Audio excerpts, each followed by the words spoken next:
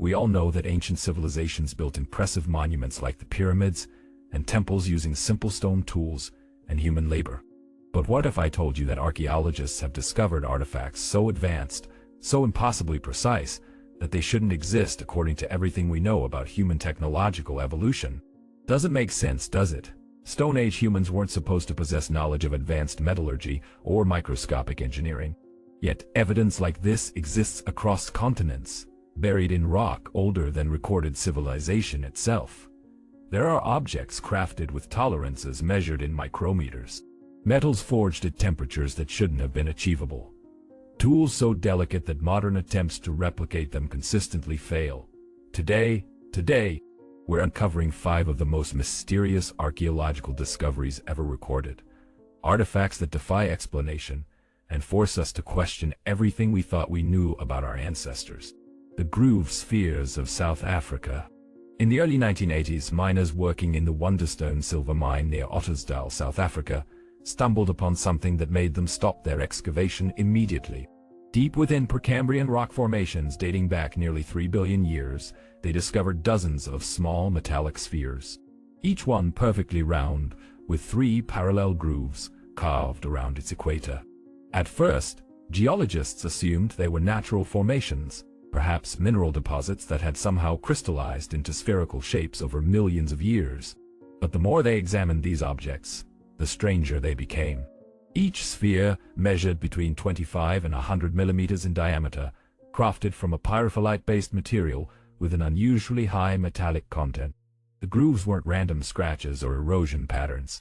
They were precisely machined, running parallel with mathematical accuracy that seemed deliberate, purposeful, as if carved by intelligent design.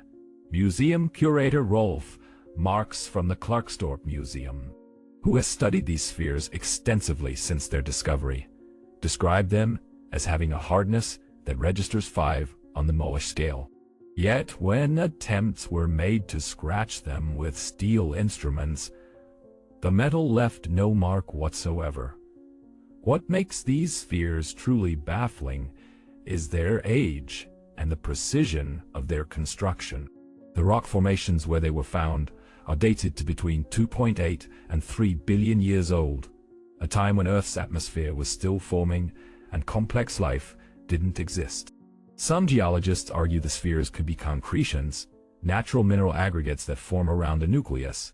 But concretions don't create perfectly parallel grooves with such geometric precision. Others have suggested they might be limonite nodules formed by ancient bacterial activity, but that theory fails to explain the deliberate pattern of the grooves or the sphere's unusual balance properties. When placed on a flat surface and spun, several of these spheres rotate with an almost perfect axis, suggesting an internal structure or weight distribution that defies random geological processes. How could natural forces create such precision? Dr. J.R. Nickiver, a geologist who examined the spheres in the 1990s, admitted in his notes that the objects exhibited properties inconsistent with any known natural formation process. The metallurgical composition alone raises questions that remain unanswered. Analysis revealed trace amounts of nickel and carbon in ratios that don't match known terrestrial minerals from that geological period. Some researchers have proposed they might be remnants of an unknown ancient civilization, while others whisper about meteoritic origins or even artifacts left by something we can't explain. The mystery deepens when you consider that similar spheres, though not identical, have been reported from other locations around the world, all embedded in rock formations millions of years old. Each discovery adds another layer to the enigma. To this day, the groove spheres of South Africa remain in the Klerksdorp Museum, silent witnesses to a mystery that spans billions of years. Scientists continue to study them, applying new technologies and methods, but no consensus has emerged. Some claim they are geological anomalies that we simply don't understand yet. Others argue they are proof of something far more profound, evidence that intelligence existed on Earth long before humanity, or perhaps evidence that challenges our entire understanding of geological time itself. The Fuente Magna Bowl. In the summer of 1958, A Bolivian farmer working near Lake Titicaca unearthed a large ceramic bowl buried in soil that appeared undisturbed for centuries. The bowl itself was unremarkable at first glance. A simple clay vessel with a worn surface. The kind of artifact that might be displayed in a local museum with little fanfare. But when archaeologist Max Portugal Zamora examined it more closely, he noticed something extraordinary. The interior and exterior surfaces were covered with intricate carvings, symbols that didn't match any known indigenous writing system from the Americas. The script appeared ancient, deliberate, and strangely familiar to those who studied Old World civilizations. What made the Fuente Magna bowl so controversial was the nature of its inscriptions. Scholars who examined the symbols identified what appeared to be Proto-Sumerian cuneiform characters, a writing system that flourished in Mesopotamia around 3500 BCE, thousands of miles across the Atlantic Ocean. The presence of such characters in pre-Columbian Bolivia shouldn't be possible according to conventional archaeological timelines. The Americas and Mesopotamia had no contact during that period, separated by vast oceans and technological limitations that made transoceanic travel impossible for ancient civilizations. Or so we thought. Dr. Clyde Winters, a linguist who specializes in ancient scripts, conducted a detailed analysis of the inscriptions in 2000. His translation suggested the text contained references to a goddess figure and ceremonial invocations that closely paralleled Sumerian religious practices. The linguistic structure, syntax, and even the directional flow of the writing matched cuneiform conventions, yet here it was, carved into a bowl found in the highlands of Bolivia, a region inhabited by cultures that supposedly never encountered Mesopotamian civilization. Skeptics immediately questioned the bowl's authenticity, suggesting it could be a modern forgery created by someone with knowledge of ancient scripts. But carbon dating of organic residues found within the bowl's porous ceramic material returned dates consistent with pre-Columbian occupation of the Lake Titicaca region, roughly 3000 to 1500 BCE. The wear patterns on the inscriptions themselves showed signs of age and weathering inconsistent with recent forgery. The mystery of the Fuente Magna bowl opens uncomfortable questions about ancient maritime capabilities and cultural exchange. Could Sumerian traders or explorers have reached South America thousands of years before Columbus? Some researchers point to controversial theories about Phoenician or even Egyptian contact with the Americas, citing other anomalous artifacts like the Bat Creek stone or the Los Lunas Decalogue stone as supporting evidence. Others argue that the similarities might be coincidental, that human symbolic thought naturally produces similar patterns across cultures. But the specificity of the cuneiform characters makes coincidence difficult to accept. The bowl has been examined by numerous experts, and while consensus remains elusive, few can deny that it represents something deeply puzzling. If authentic, it suggests that our understanding of ancient navigation, cultural diffusion, and technological capability is incomplete. To this day, the Fuente Magna bowl rests in the Museo de Oro in La Paz, Bolivia, a silent challenge to established historical narratives. Its inscriptions continue to spark debate among archaeologists, linguists, and historians, none of whom can offer a definitive explanation that satisfies all the evidence. The Antikythera mechanism. In 1901, Greek sponge divers working off the coast of the small island of Antikythera discovered the wreck of an ancient Roman cargo ship resting 45 meters below the surface. Among the amphorae, bronze statues, and pottery, they recovered a corroded lump of bronze that seemed unremarkable, just another piece of ancient debris. But when archaeologist Valerius Stias examined the lump more closely at the National Archaeological Museum in Athens, he noticed something that shouldn't exist. Visible through the corrosion were the unmistakable outlines of gears, intricate interlocking wheels with precisely cut teeth, sophisticated mechanical components that resembled the inner workings of a modern clock. At first, his colleagues dismissed the observation. Geared mechanisms weren't supposed to exist in ancient Greece. The technology required to manufacture such precision components wasn't developed until the Renaissance, more than 1500 years after the ship sank. But as researchers carefully cleaned and X-rayed the fragments, the true complexity of the device emerged. The Antikythera mechanism, as it came to be known, contained at least 30 bronze gears arranged in a wooden case about the size of a shoebox. The gears were cut with remarkable precision, each tooth shaped to minimize friction and maximize smooth rotation. When scientists reconstructed the device's function, they discovered it was an ancient analog computer designed to predict astronomical positions and eclipses decades in advance. The mechanism could calculate the movements of the sun, moon, and planets, track the metonic cycle used to predict lunar eclipses, and even account for the irregular orbit of the moon using an ingenious differential gear system. This level of mechanical sophistication wasn't seen again until the development of European astronomical clocks in the 14th century. Dr. Derek de Solla Price, a physicist who studied the mechanism extensively in the 1970s, called it one of the greatest basic mechanical inventions of all time. His research revealed that the device incorporated mathematical principles and astronomical knowledge that historians didn't believe existed in that era. The Greeks understood differential gearing, epicyclic motion, and sophisticated calendar calculations, all embedded in a portable bronze machine that could fit in your hands. Recent studies using high-resolution CT scanning have revealed even more inscriptions and gears hidden within the corroded fragments. Researchers estimate the complete mechanism may have contained over 70 gears, making it far more complex than initially thought.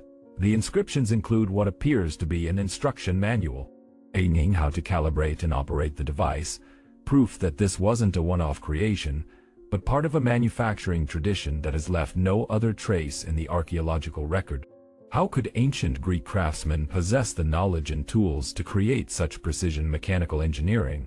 The tolerances required to cut those gears demand tools and measurement systems we have no evidence they possessed.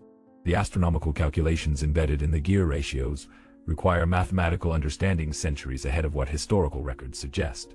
Who designed it? Where were others like it?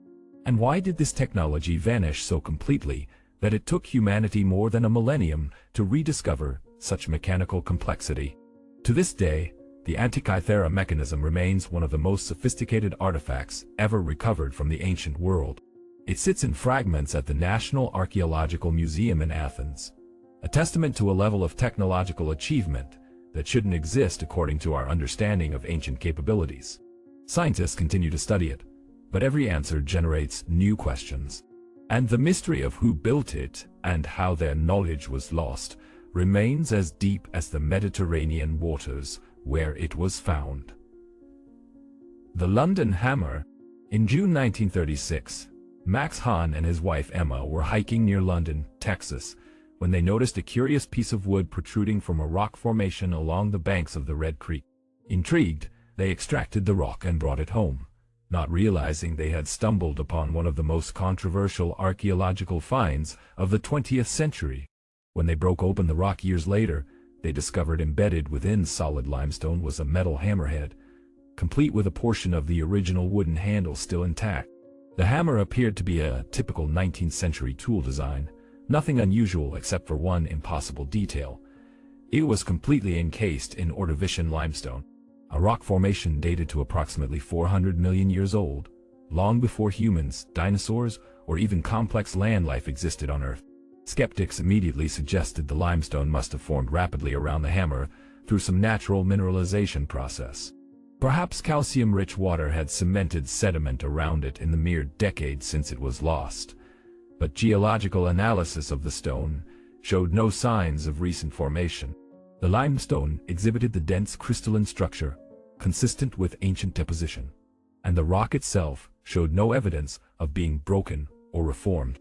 The hammer was embedded as if it had always been there, trapped in time. Metallurgical analysis of the hammerhead revealed another mystery. When researchers at the nearby Battelle laboratory examined the composition, they found the metal was 96.6 iron, 2.6 chlorine, and 0.74 sulfur, with trace amounts of other elements. This unusual composition, particularly the high chlorine content, doesn't match modern steel production methods. The iron showed no signs of corrosion, despite being embedded in limestone for an unknown period, and the molecular structure appeared unusually pure.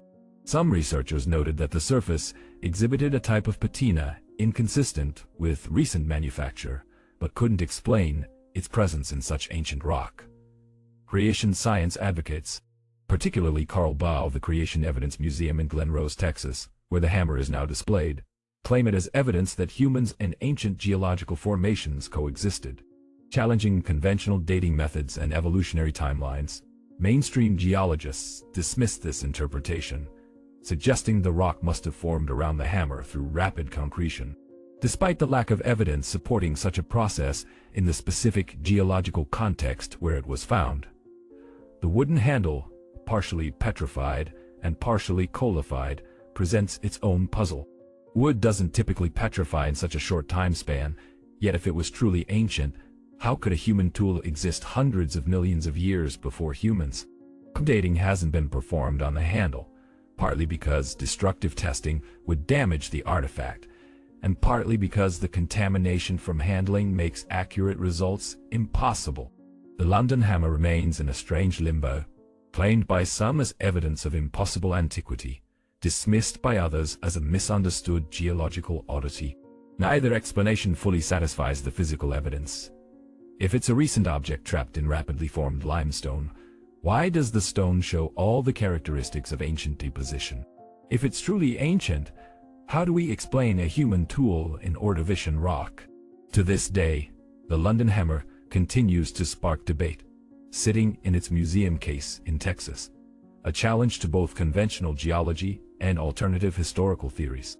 It reminds us that sometimes the simplest objects carry the most profound mysteries. The Baghdad Battery.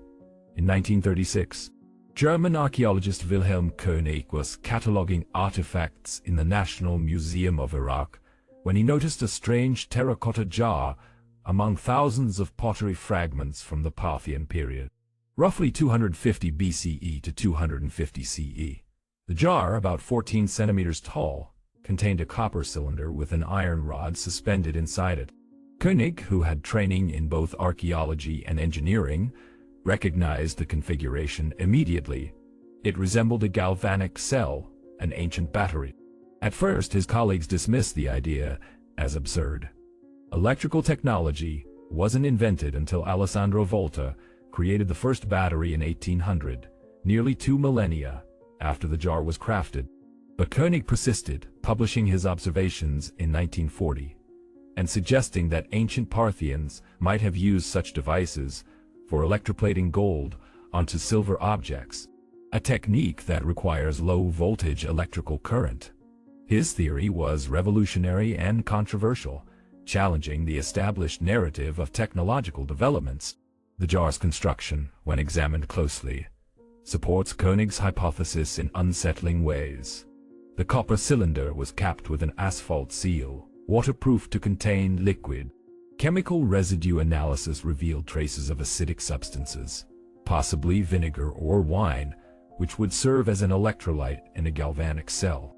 The iron rod, suspended in the center without touching the copper walls, creates the exact configuration needed to generate electrical potential through chemical reaction.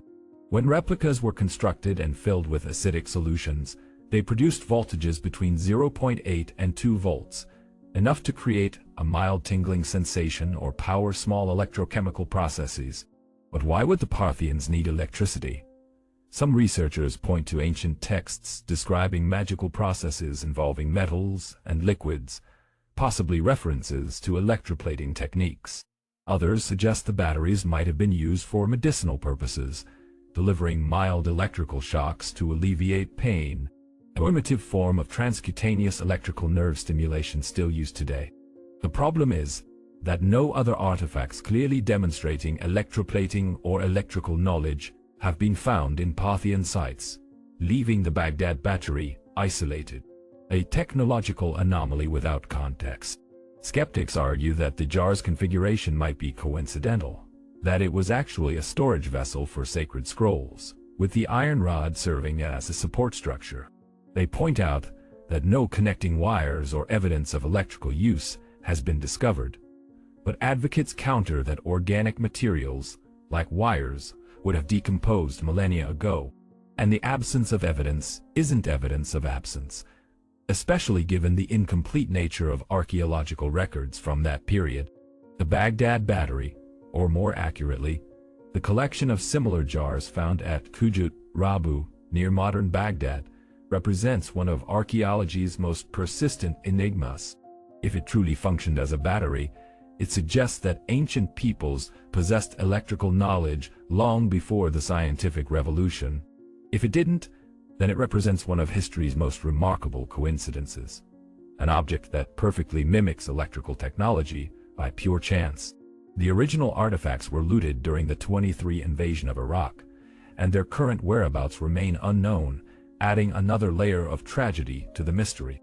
What little we know comes from photographs, Koenig's original notes, and a handful of replica studies conducted decades ago.